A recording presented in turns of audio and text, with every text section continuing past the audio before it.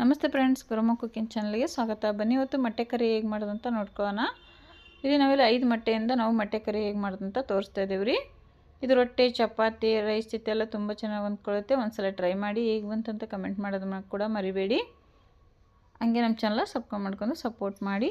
ಇಲ್ಲಿ ನೋಡಿ, ಮೊದಲನೇದಾಗಿ ಮಸಾಲೆ ರುಬ್ಕೊಳ್ಳೋದಕ್ಕೆ ಮಿಕ್ಸಿ ಜಾರ್ ತೊಗೊಂಡು 2 ಇಂಚಷ್ಟು ಶುಂಠಿನ ಕಟ್ ಮಾಡಿ ಹಾಕ್ಕೊಂಡಿದ್ದೀವಿ. ಒಂದು 3 ಬೆಳ್ಳುಳ್ಳಿ ಕೂಡ ಹಾಕ್ಕೊಂಡಿದ್ದೀವಿ. ನಾವಿಲ್ಲಿ ನಾಟಿ ಬೆಳ್ಳುಳ್ಳಿ ಉಪಯೋಗಿಸಿದ್ದೀವಿ. ಮತ್ತು 1 ಈರುಳ್ಳಿನ ಈ ರೀತಿ ಕಟ್ ಮಾಡಿ ಹಾಕ್ಕೊಂಡಿದ್ದೀವಿ. ನಾವಿಲ್ಲಿ ತೊಗೊಂಡಿರೋದು 3 ಟೊಮೊಟೊ ಕೂಡ ಕಟ್ ಮಾಡಿ ಹಾಕ್ಕೊಂಡಿದ್ದೀವಿ. ಒಂದು 3 ಹಸಿಮೆಣಸಿನ್ಕಾಯಿ ಹಾಕ್ಕೊಂಡಿದ್ದೀವಿ. ಸ್ವಲ್ಪ ಪುದೀನ, ಸ್ವಲ್ಪ ಕೊತ್ತಂಬರಿ ಕೂಡ ತೊಗೊಂಡಿದ್ದೀವಿ.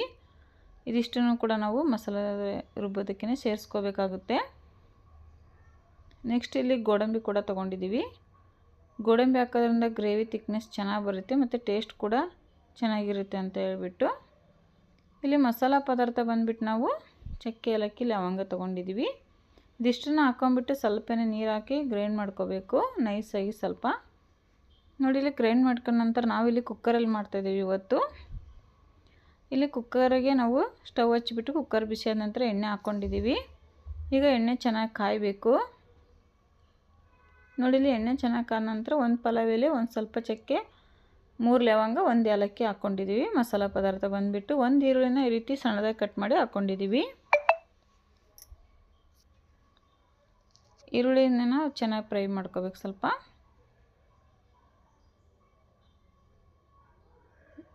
ನೋಡಿ, ಈಗ ಈರುಳ್ಳಿ ಚೆನ್ನಾಗಿ ಫ್ರೈ ಆಗ್ತಿದೆ. ಸ್ವಲ್ಪನೇ ಪುಡಿ ಉಪ್ಪು ಹಾಕ್ಕೊತಾ ಇದ್ದೀವಿ. ನಾವು ಕಲ್ಲುಪ್ಪು ಹಾಕೋದ್ರಿಂದ ಎಣ್ಣೆಯಲ್ಲಿ ಕರಗಲ್ಲ, ಅದಕ್ಕೋಸ್ಕರ ನಾವು ಪುಡಿ ಉಪ್ಪು ಹಾಕ್ಕೊಂಡಿದ್ದೀವಿ. ಪುಡಿ ಉಪ್ಪು ಹಾಕ್ಕೊಂಡು ಮಿಕ್ಸ್ ಮಾಡ್ಕೋಬೇಕು. ಮಿಕ್ಸ್ ಮಾಡ್ಕೊಂಡ ನಂತರ ಇಲ್ಲಿ ನೋಡ್ಬೋದು, ಈರುಳ್ಳಿ ಚೆನ್ನಾಗಿ ಫ್ರೈ ಆಗ್ತಾಯಿದೆ. ಈ ಟೈಮಲ್ಲಿ ನಾವು 1 ಸ್ಪೂನಷ್ಟು ಅರಿಶಿನ, 1 ಸ್ಪೂನಷ್ಟು ಧನಿಯಾ ಪುಡಿ ಹಾಕ್ಕೊಂಡಿದ್ದೀವಿ. ಅಂದ್ರೆ ಅರಿಶಿನ ಸ್ಪೂನು ಸಣ್ಣದು, ಧನಿಯಾ ಪುಡಿ ದೊಡ್ಡದು. ಅದಕ್ಕೋಸ್ಕರ ನಾವು 2 ಸ್ಪೂನ್ ಖಾರದ ಪುಡಿ, 1 ಸ್ಪೂನ್ ಧನಿಯಾ ಪುಡಿ, 1 ಸ್ಪೂನ್ ಗರಂ ಮಸಾಲ ಹಾಕ್ಕೊಂಡಿದ್ದೀವಿ. ಅದಿಷ್ಟು ಹಾಕ್ಕೊಂಡ್ಬಿಟ್ಟು ಸ್ವಲ್ಪ ಮಿಕ್ಸ್ ಮಾಡ್ಕೋಬೇಕು. ಮಾಡ್ಕೊಂಡ ನಂತರ ನಾವು ಇಲ್ಲಿ ಜಾಸ್ತಿ ಹೊತ್ತು ಕುದಿಯೋದಕ್ಕೆ ಬಿಡಬಾರ್ದು.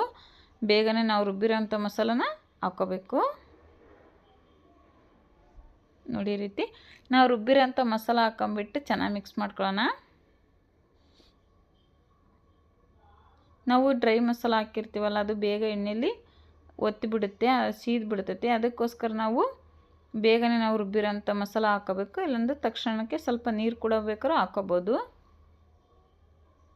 ಇವಾಗ ಇದು ಎಣ್ಣೆ ಬಿಟ್ಕೊಳೋವರೆಗೂ ಚೆನ್ನಾಗಿ ಕುದಿಸ್ಕೋಬೇಕಾಗುತ್ತೆ. ನಾವು ಮಿಕ್ಸಿ ಜಾರಲ್ಲಿ ಮಿಕ್ಕಿರೋಂಥ ಮಸಾಲ ಕೂಡ ನೀರು ಹಾಕ್ಕೊಂಬಿಟ್ಟು ಹಾಕ್ಕೊಂಡಿದ್ದೀವಿ. ನೋಡಿ, ಇವಾಗ ಚೆನ್ನಾಗಿ ಮಿಕ್ಸ್ ಮಾಡ್ಕೊಳ್ಳೋಣ. ಚೆನ್ನಾಗಿ ಮಿಕ್ಸ್ ಮಾಡ್ಕೊಂಬಿಟ್ಟು ನಾವು ಕುದಿಯೋದಕ್ಕೆ ಬಿಡಬೇಕು. ನೋಡಿ, ಕುದೀತಾ ಇದೆ. ನಾವು ಈ ಟೈಮಲ್ಲಿ ರುಚಿ ತಕ್ಕಷ್ಟು ಕಲ್ಲುಪ್ಪು ಹಾಕ್ಕೊತಾ ಇದ್ದೀವಿ. ಕಲ್ಲುಪ್ಪು ಹಾಕಿದ ಮೇಲೆ ಅಷ್ಟೇ ಇನ್ನೊಂದು ಸ್ವಲ್ಪ ಕುದಿಸ್ಕೊಳ್ಳೋಣ. ನಾವಿಲ್ಲಿ ಹಸಿ ಮಸಾಲೆ ರುಬ್ಬೋದ್ರಿಂದ ನಾವಿಲ್ಲಿ ಸ್ವಲ್ಪ ಹಸಿ ಸ್ಮೆಲ್ ಹೋಗೋ ಮಟ್ಟ ಕುದಿಸ್ಕೋಬೇಕಾಗುತ್ತೆ. ಇಲ್ಲಿ ನೋಡ್ಬೋದು, ನಾವು 5 ಮೊಟ್ಟೆನ ಬೇಯಿಸಿ ಸಿಪ್ಪೆ ತೆಗೆದು ಇಟ್ಕೊಂಡಿದ್ದೀವಿ. ಇದನ್ನು ಚಾಕುದಿಂದ ಸ್ವಲ್ಪ ಸ್ವಲ್ಪ ಕಟ್ ಕೂಡ ಮಾಡ್ಕೊಂಡಿದ್ದೀವಿ. ಈ ರೀತಿ ಕಟ್ ಮಾಡೋದ್ರಿಂದ ಮಸಾಲೆಲ್ಲ ಹೀರ್ಕೊಳ್ಳುತ್ತೆ, ಒಳಗಡೆ ಎಲ್ಲ ಸಪ್ಪಿ ಸಪ್ಪಿ ಅನಿಸಲ್ಲ. ಅದಕ್ಕೋಸ್ಕರ ಇಲ್ಲಿ ನೋಡಿ, ನಾವು ಗ್ರೇವಿ ಚೆನ್ನಾಗಿ ಕುದ್ಬಿಟ್ಟು ಎಣ್ಣೆ ಬಿಟ್ಕೊಂಡಿದ್ದೆ ಅಂದರೆ ಮೊಟ್ಟೆ ಕರಿ. ಆ ಟೈಮಲ್ಲಿ ನಾವು ಈ ರೀತಿ ಮೊಟ್ಟೆನ ಸೇರಿಸ್ಕೊಂಡ್ಬಿಟ್ಟು ಚೆನ್ನಾಗಿ ಮಿಕ್ಸ್ ಮಾಡ್ಕೋಬೇಕು. ನೋಡಿ, ಚೆನ್ನಾಗಿ ಮಿಕ್ಸ್ ಮಾಡ್ಕೊಂಡ ನಂತರ ನಾವಿಲ್ಲಿ ಕುಕ್ಕರ್ನ ಕ್ಲೋಸ್ ಮಾಡಿ 1 ಸೀಟಿ ಕೂಗಿಸ್ಕೋಬೇಕು.